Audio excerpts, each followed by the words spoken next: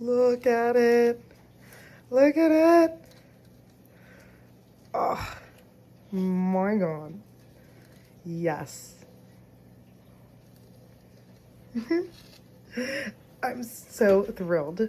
Today is Sunday. Yesterday was Saturday. You guys are seeing this next week. Why? Because I don't know how much more time my stepson's gonna think it's cool to hang out with me. So I'm gonna use all that time I got. But long story short, I don't have a plan for today. So let's go over what you saw in the last video / yesterday. And we'll go from there. So this was yesterday. Oh, there goes my paper. Salt pork burnt-ends, they actually turned out really good, but we didn't end up doing the smashed potatoes or the apple pie cinnamon rolls that turned into apple pie monkey bread. So with movie magic, this will give me a new piece of paper. 3, 2, 1. So, first, sorry, gotta take the pen off. Today, what are we gonna do? Well, we know that we're going to have leftovers. So sides, we have the smashed potato.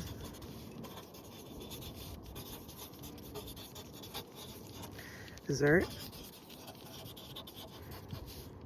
We have apple pie, monkey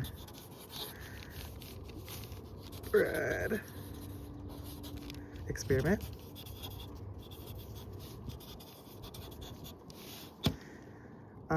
And then this can of pecan porter that was left out last night gave me an idea. Something I've never tried before. Beer can chicken. Now, I know that beer can chicken is a barbecue beginner thing, sort of. I feel like it's very close to being one of the first things to do. So let's talk about it. Okay. So, why have I never done beer can chicken? Well, because I'm fairly new to barbecue. That's basically it. I do a lot of ribs, I do a lot of brisket, but I don't do a lot of experimenting. So when I saw this pecan porter, and I know that I have East Austin cider, blood orange cider, hard cider, I decided why not? I got a whole fryer chicken in the freezer, not the freezer, the fridge. So let's do it. We're gonna do 2 experiments today. Beer can chicken and that monkey bread. Is that too much experimenting? Nah, it's Sunday. Because honestly, it's either that, beer can chicken, or spatchcock a chicken, and I don't really feel like spatchcocking a chicken right now. So first things first, we are going to smash some potatoes. Okay, we are taking the grease and stuff from yesterday's pork burnt ends, taking a cup and smashing the potato, which was harder than I thought it was going to be.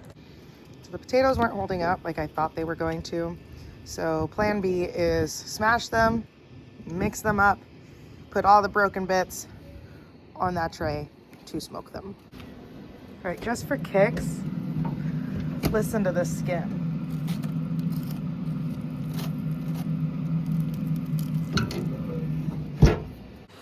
All right, so I seasoned those potatoes with some salt, pepper, and some Adams Reserve gunpowder rub. They are now in the smoker. How long they're gonna take, I have no idea, because it is cold out here and Mary has trouble keeping temperature and loading pellets. So it's gonna be a waiting game and a babysitting game, but that's what happens when you get a free pellet grill from your neighbor. It's been a little bit over an hour or so with the smoker just running on the smoke setting. So I have turned it up now, and these are what these guys are looking like. The potatoes should, in theory, be tasting smoky. So we are going to put the second grate on so I can make the monkey bread. And then we'll sprinkle some Parmesan on those potatoes and get rocking and rolling. So I got some gloves and I got some seasonings. I decided to go with the blood orange East Austin cider.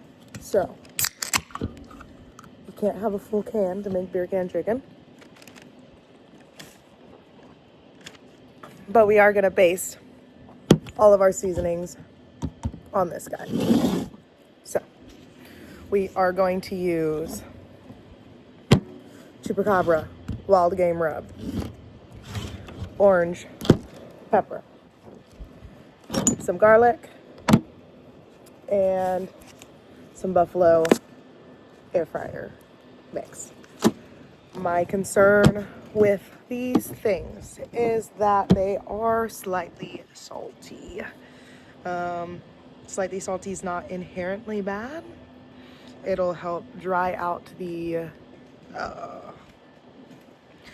skin a little bit, and we're gonna stick it in the fridge uncovered too to dry out the skin, because I want something nice and crispy, hopefully, but also tender and juicy, if that makes sense. I don't know. This is all an experiment, but we let the ancestors guide us and we go from there. Now, garlic is going to be kind of the main component, mostly because it's the only thing going in the mix that is not salty. So actually, I'm just gonna pour the rest of that in there. Okay, and then the next most thing is gonna be the orange, because I really want the orange from the blood orange cider to make a mess. Might be a little too much, huh? Because I don't even have the wild game seasoning in there. So we'll just mix it up now. We got that. This one has more garlic in it. The chives bottle. Wild game rub. Wild game, wild game. Wild game, wild game.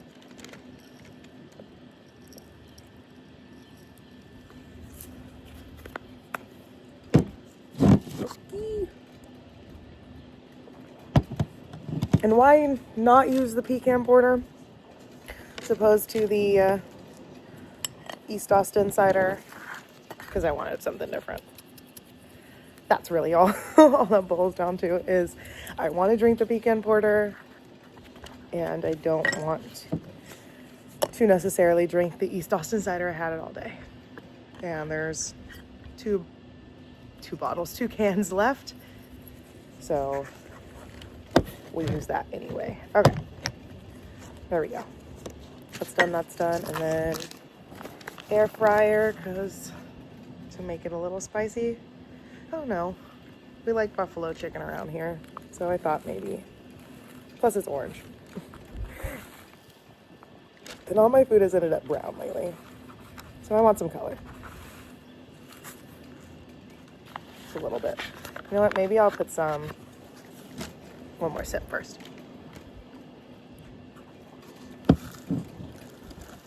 I'll put some in there too. And now we have committed because it's in there. And I'm not drinking buffalo seasoning straight. You might like that, but I don't. And now I'm making a mess. Can you see that? Great.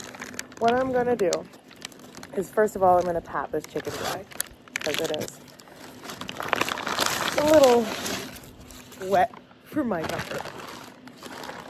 Alright, and then after we pat the chicken dry, we are going to season it. But I want to season it like under the skin, if that makes sense. Because yes, the skin will get nice and seasoned but then the chicken itself will be kind of a little bit devoid of flavor, I think. So I'm kind of glad that I did end up mixing two seasonings, because I'm probably going to need them. This chicken is going to be a lot of the chicken. Let me go ahead and finish patting this guy dry, and then we'll come back for stage 2. All right, part 2. I'm going to stay standing for this part, but you can still hear me talk. We are going to gently go underneath the skin of the chicken and loosen it up just a hair. Oh, it's cold. That way we can get the seasoning into the meat itself. And I am going to pour some into like this hole right here and get the inside of the chicken as well. But I want it to be nicely seasoned all the way through. And this part is not my favorite part, trying to get my finger into this, but it's got to be done. See, the skin just kind of releases a little bit, like that. Okay, so now I got, especially, Then we take the seasoning and put it inside the chicken. and then we'll go on the other side, the back side, stick my finger in there, same thing, pull up some of the skin, make sure the breast is seasoned. Loves this sound.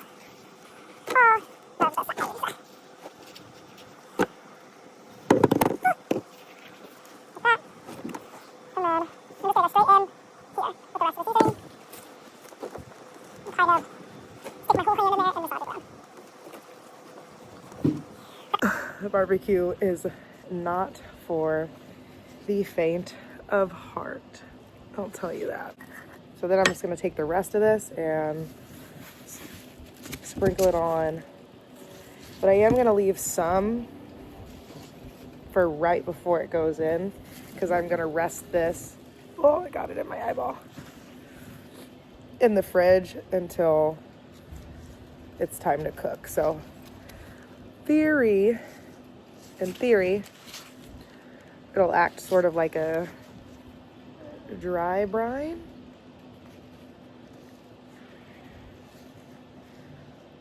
At least that's the thought process anyway. Okay, and then from there, I am going to take this and I'm going to do butt side down over the entire can of chicken. Yeah, there we go, like that.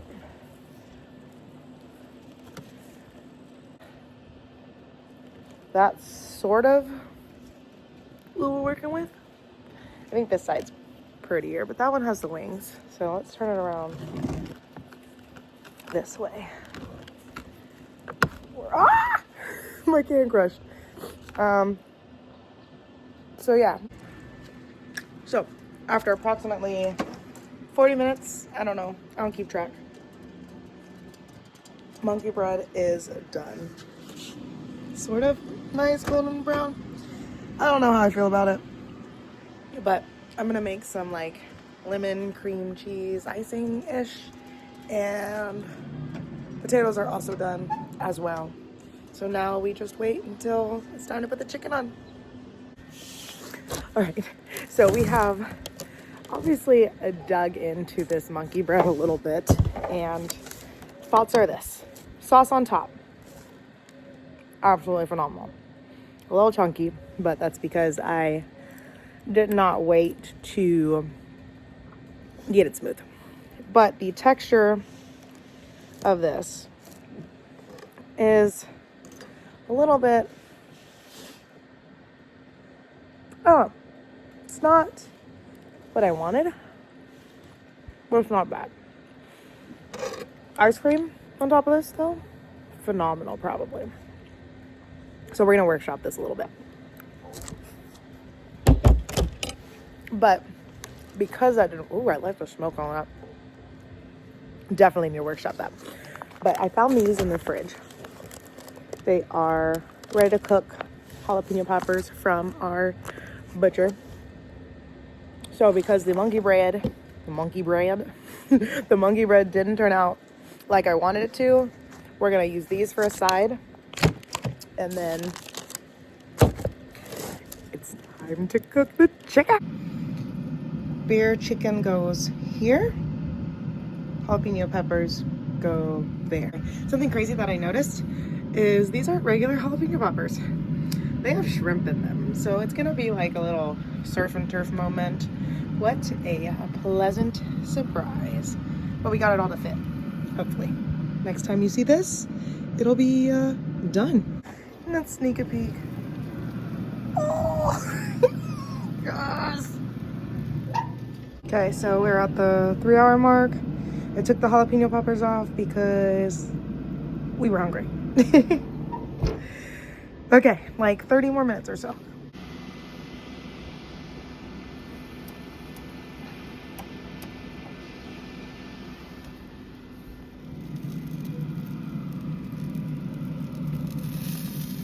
We're done. Oh, we're done. Hold on, let me get next to the light. So, another late night, but we are done. And oh my gosh, I'm so excited. It looks so good.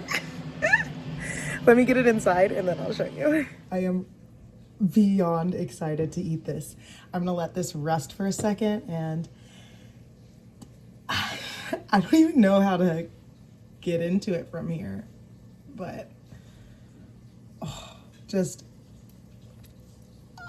it's like perfect. And the skin, look at that, look at that. Look at how crispy that is.